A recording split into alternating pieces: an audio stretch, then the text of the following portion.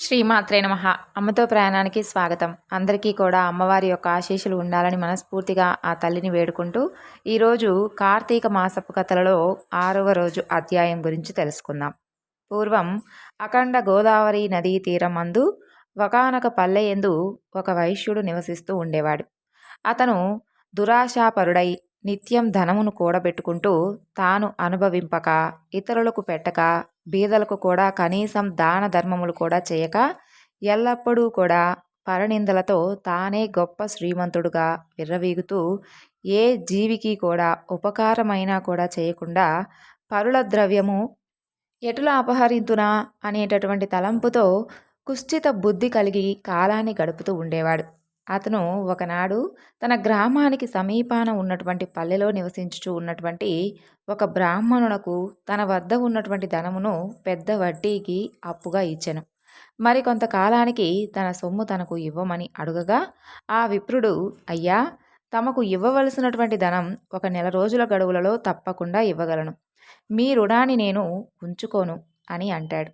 అలాగే ఈ జన్మలో తీర్చని ఎడల మరు జన్మమున మీ ఇంట ఏ జంతువుగానో పుట్టైనా సరే మీ రుణం మాత్రం తప్పకుండా తీర్చుకోగలను అని సవినయంగా వేడుకుంటాడు. ఆ మాటలను వైశ్యుడు మండిపడి, అట్లు వీలు లేదు, నా సొమ్ము నాకు ఇప్పుడే కావలను, లేని ఎడల నీ కంఠమును నరికి వేయదును అని ఆవేశం కొలది వెనుక ముందు ఆలోచించకుండా తన మొలన ఉన్నటువంటి కత్తితో ఆ బ్రాహ్మణుని గొంతు కోసివేశను. వెంటనే ఆ బ్రాహ్మణుడు గిలగిలా తన్నుకొని చనిపోయాడు. ఆ వైశ్యుడు భయపడి అక్కడనే ఉన్నటువంటి రాజభటులు వచ్చి పట్టుకుంటారని భయపడిపోయి తన గ్రామానికి పారిపోయాడు. బ్రాహ్మణ హత్య మహాపాపం కాబట్టి అప్పటి నుండి ఆ వైశ్యునకు బ్రహ్మహత్యా పాపం ఆవహించి కుష్టు వ్యాధి కలిగి నానా బాధలు పడుతూ మరికొన్నాళ్లకు మరణించాడు. వెంటనే అక్కడకు యమదూతలు వచ్చి అతనిని తీసుకొని వెళ్ళి రౌరవాది నరక కూపములలో పడవేశారు. ఆ వైశ్యునకు ఒక కుమారుడు ఉన్నాడు. అతని పేరు ధర్మవీరుడు.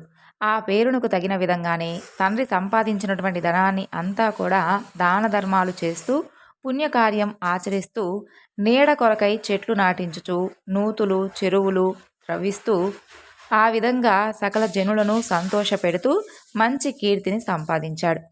అదలా ఉండగా కొంతకాలానికి త్రిలోక సంచారి అయినటువంటి నారదుల వారు యమలోకం దర్శించి భూలోకానికి వచ్చి త్రోవలో ధర్మవీరుని ఇంటికి వెంచేశారు.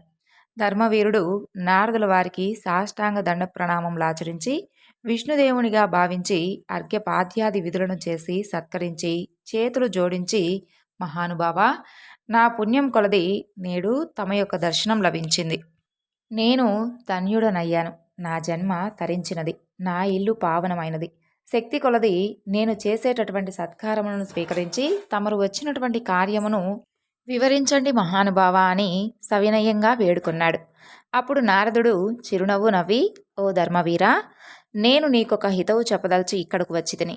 శ్రీ మహావిష్ణువునకు కార్తీక మాసంలో శుద్ధ ద్వాదశి మహాప్రీతికరమైనటువంటి దినం. ఆ రోజున స్నాన దాన జపాదులు ఏమి చేసినను కూడా అత్యంత ఫలం కలుగుతుంది.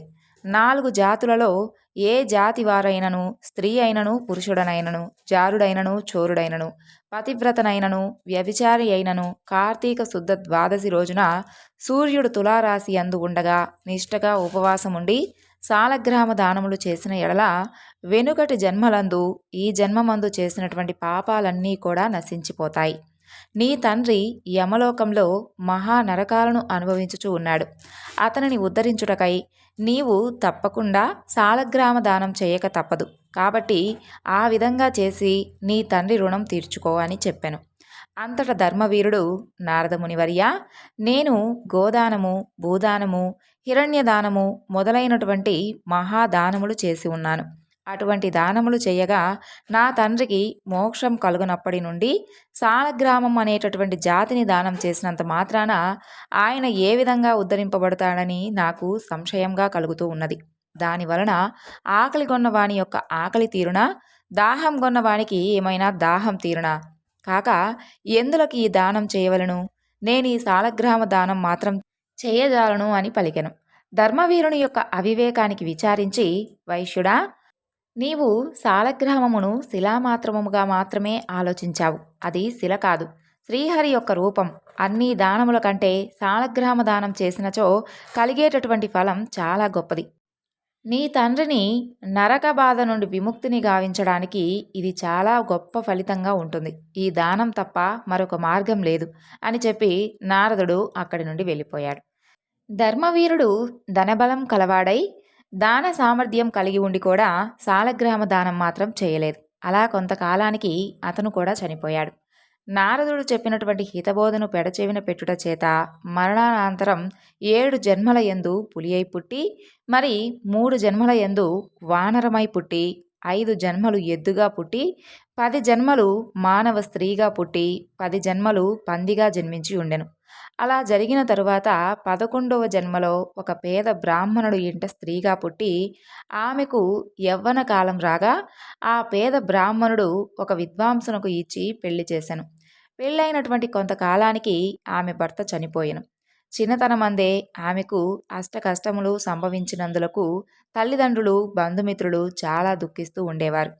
తండ్రి ఆమెకు ఈ యొక్క విపత్తు ఎందువలన కలిగినా అని దివ్య దృష్టితో గ్రహించి వెంటనే ఆమె చేత సాలగ్రామ దానం చేయించి, నాకు బాల వైదవ్యమునకు కారణమైనటువంటి పూర్వజన్మ పాపం నశించుగాక అని చెప్పించి సాలగ్రామ దాన ఫలమును దారవోయించెను. ఆ రోజు కార్తీక సోమవారం అవడం చేత ఆ సాలగ్రామ దాన ఫలంతో ఆమె భర్త జీవించెను. పిదప ఆ నూతన దంపతులు చిరకాలమునుగా సకల సౌఖ్యములతో జీవించి జన్మాంతరమున స్వర్గానికి ఎగిరి, మరికొంతకాలమునకు ఆ బ్రాహ్మణ పుత్రిక మరొక బ్రాహ్మణుని ఇంట కుమారుడిగా పుట్టి నిత్యము సాలగ్రామ దానం చేస్తూ ముక్తి పొందింది. కాబట్టి ఓ జనక, కార్తీక శుద్ధ ద్వాదశి రోజున సాలగ్రామ దానం చేసిన ఎడల అది ఎంతటి ఫలాన్ని ఇచ్చునో వింటివి కదా. ఎంతో ఘనమైనది. కాబట్టి నీవు కూడా ఆ యొక్క సాలగ్రామ దానమును తప్పకుండా చేయుము అని వశిష్ఠుల వారు జనక మహారాజుకు వివరించెను. కార్తీక వ్రతము మనుష్యలోకమందు దుర్లభము, సులభముగా ముక్తినిచ్చునది. కార్తీక పౌర్ణమి నాడు పితృప్రీతిగా వృషోత్సర్గమును చేయువానికి 1,000,000 మారులు గయా శ్రాద్ధమును చేసినటువంటి ఫలం కలుగుతుంది. రాజా, స్వర్గమందున్న పితరులు మన వంశమందు ఎవ్వడైనా కానీ కార్తీక పౌర్ణమి నాడు నల్లని గిత్తను, గిత్తదూడను లేక ఆంబోతును విడిచినా అట్లైనను మనం తప్పకుండా తృప్తి పొందమని కోరుచూ ఉన్నారు. ధనవంతుడు గాని దరిద్రుడు కాని కార్తీక పౌర్ణమి రోజున వృషోత్సర్గమును చెయ్యనివాడు యమలోకమందు నరక బాధలు పడును. కార్తీక పౌర్ణమి రోజున వృషోత్సర్గమును చేయక గయాశ్రాద్ధమాచరించినను, ప్రతి సంవత్సరము తద్దినము పెట్టినను, పుణ్యతీర్థములు సేవించినను, ఆలయము పెట్టినను పితరులకు తృప్తి లేదు. వాటన్నిటికంటే కూడా కోడెదోడను అచ్చుపోయట మిక్కిలి గొప్పది. గయాశ్రాద్ధము వృషోత్సర్గము సమానమని విద్వాంసులు చెప్పుచున్నారు. కాబట్టి కార్తీక పౌర్ణమి నాడు వృషోత్సర్గము సుఖమునిచ్చును. అనేక మాటలతో పని ఏమున్నది? కార్తీక మాసమందు అన్ని పుణ్యముల కంటే అధికమైనటువంటి ఫలదానం చేయువాడు దేవరుణ, మనుష్యరుణ, పితృరుణముల నుండి విముక్తుడవును. ఈరోజు దక్షిణతో కూడా దాత్రీ ఫలమును అంటే ఉసిరి దానమిచ్చువాడు సార్వభౌముడగును, అనగా భూమికి ప్రభు అగును. కార్తీక పౌర్ణమి నాడు దీపదానం ఆచరించువాడు విగత పాపుడై పరమపదం పొందును. దీపదానం ఆచరించు వాని యొక్క మనోవాక్కాయ కృత పాపములన్నీ కూడా నశించిపోవును. ఈరోజు ఈశ్వర లింగదానం ఆచరించువాడు ఈ జన్మమందు అనేక భోగములను అనుభవించి ఉత్తర జన్మమందు సార్వభౌముడు అగును. ఆ తరువాత ఈశ్వర లింగదానం వలన సమస్త పాపాలన్నీ కూడా నశించిపోతాయి, పుణ్యం కలుగుతుంది. కార్తీక మాసమందు లింగానం చేయక మిగిలినటువంటి ధర్మములు చేసినందున పాపములు ఎంత మాత్రమును కరిగిపోవు. అంటే కార్తీక వ్రతం అనంత ఫలప్రదం, సామాన్యముగా దొరకనిది. కాబట్టి కార్తీక మాసమందు ఇతరుల అన్నమును భుజించుట, పితృశేషమును తినకూడనటువంటి వస్తువులను భక్షిస్తూ శ్రాద్ధాన్నమును సేవించుట, అనగా భోక్తగా నుండుట, తిలదానం గ్రహించుట, ఈ 5ను విడవవలెను. కార్తీక మాసమందు సంఘాన్నమును, శూద్రాన్నమును, అలాగే దేవార్చకుల అన్నమును, అపరిశుద్ధ అన్నమును, కర్మలను విడిచిపెట్టిన వాని యొక్క అన్నమును, విధవాన్నమును భుజించరాదు. కార్తీక మాసమున అమావాస్య అందును, పౌర్ణమి అందును, పితృదినమందును, ఆదివారమందును, సూర్యచంద్ర గ్రహణములందును రాత్రి భోజనం చేయరాదు. కార్తీక ఏకాదశి నాడు రాత్రింబగళ్ళును వ్యతిపాత వైధృతి మొదలైనటువంటి నిషిద్ధ దినములందును రాత్రి భుజించరాదు. అప్పుడు ఛాయానక్తమును చేయవలను కానీ రాత్రి మాత్రం భోజనం చేయకూడదు. ఛాయానక్తమే రాత్రి భోజన ఫలం ఇస్తుంది. కాబట్టి రాత్రి భోజనం కూడని దినములందు కార్తీక వ్రతం చేసేవాడు ఛాయానక్తమే గ్రహించవలను. ఛాయానక్తమనగా తన యొక్క శరీరం కొలత రెట్టింపు నీడ వచ్చినప్పుడు భుజించుట అని అర్థం. ఇది నిషిద్ధ దినములందు గృహస్థునకు ఎల్లప్పుడూ కూడా యతి విధవలకు ఛాయానక్తము విహితము. సమస్త పుణ్యములను ఇచ్చేటటువంటి కార్తీక మాసమందు నిషిద్ధ దినములందు భుజించు వాని యొక్క పాపములు అనంత ఫలమగును. ఆ యొక్క పాప విస్తారము నేనెట్లు చెప్పగలను, చెప్పుటకు కూడా నేను అశక్తుడను. కాబట్టి విచారించి కార్తీక వ్రతమును ఆచరించవలను. ఆ తరువాత కార్తీక మాసమందు తలంటుకొనుట, పగలు నిద్రయు, కంచుపాత్రలో భోజనము, మఠాన్న భోజనము, గృహమందు స్నానము, నిషిద్ధ దినములందు రాత్రి భోజనము, వేదశాస్త్రమందు ఈ 7ను జరపకూడదు. తలంటుకొనుట, తైలాభ్యంగము ఈ మాసమందు శరీర సామర్థ్యమండియు, గృహమందు ఉష్ణోదక స్నానమాచరించిన ఎడల ఆ స్నానము కళ్ళుతో స్నానమగునని బ్రహ్మదేవుడు చెప్పెను. తులయందు రవియుండగా కార్తీక మాసమందు నదీ స్నానము సర్వశ్రేష్టము. తులారాశిలో సూర్యుడు ప్రవేశించినది మొదలు నెల రోజులు నదీ స్నానమే చేయవలను. నది ఉండని ఎడల తటాకమందు కానీ, కాలువల ఎందు కానీ, బావుల వద్ద కానీ స్నానం చేయవలను. తటాక కోపములందు స్నాన సమయమున గంగా ప్రార్థన చేయవలను. ఇది గంగ ఎందును, గోదావరి ఎందును, మహానదుల ఎందును అవసరం. గంగా, గోదావరి మొదలైనటువంటి నదులు సన్నిధిలో లేనప్పుడు తటాక స్నానం కర్తవ్యము. గంగకు నమస్కరించవలను. కార్తీక మాసం ప్రాతస్నానం ఆచరించని వాడు నరకమందు యాతనలను అనుభవించి ఆ తరువాత చండాలుడై పుట్టెను. గంగాది సమస్త నదులను స్మరించి స్నానం చేసి సూర్యమండలగతుడైనటువంటి హరిని ధ్యానించి హరి చరిత్రను విని గృహానికి వెళ్ళవలను.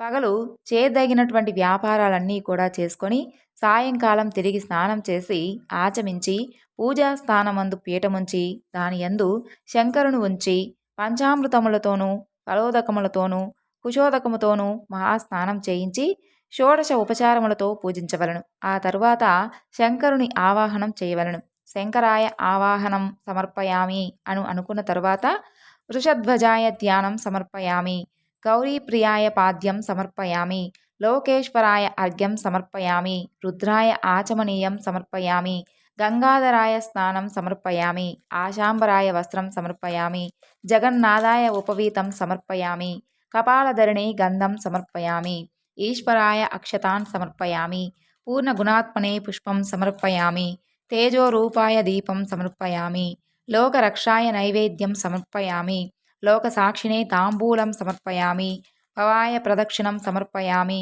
కపాలినే నమస్కారం సమర్పయామి. ఈ ప్రకారంగా షోడశోపచారముల చేత శంకరుణ్ణి పూజించవలను.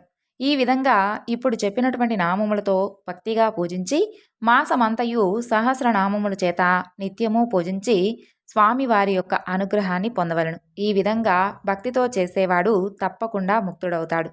ఇందులో ఎలాంటి సంశయమూ లేదు. రాజా తన శక్తి కొలది దీపమాలలను సమర్పించి శక్తి వంచన చేయక బ్రాహ్మణులకు దానమివ్వలను.